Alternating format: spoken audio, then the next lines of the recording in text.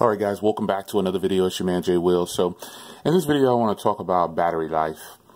Now the battery life on the Galaxy S9 Plus is not what I expected, to be honest. I didn't expect to get battery life like 4 to 5 hours of screen on time. I just didn't. I thought I was going to get this fantastic battery life with at least 6 hours of screen on time because of the big battery in here.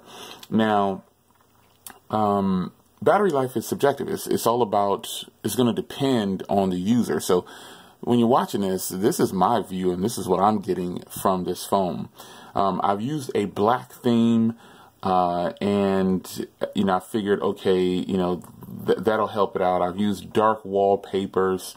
I've tried some of everything, and the results are always the same.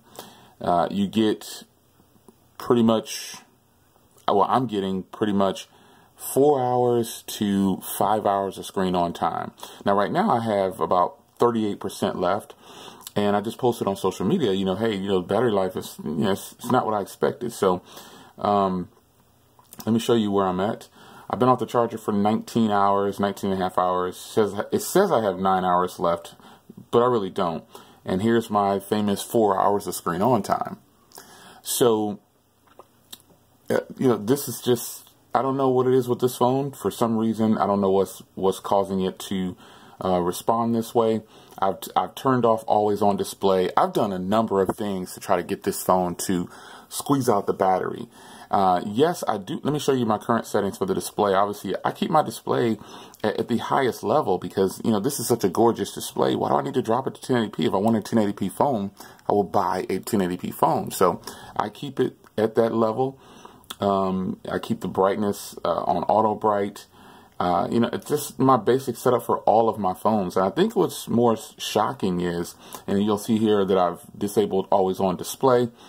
What's more shocking to me, though, is that, you know, people are saying that the Note 8 needs Oreo, but the Note 8 is running better than this phone right here. To be honest, like as far as battery goes, it's the performance is the same, but you know, battery life on the Note 8 is better, and it's not on Oreo yet.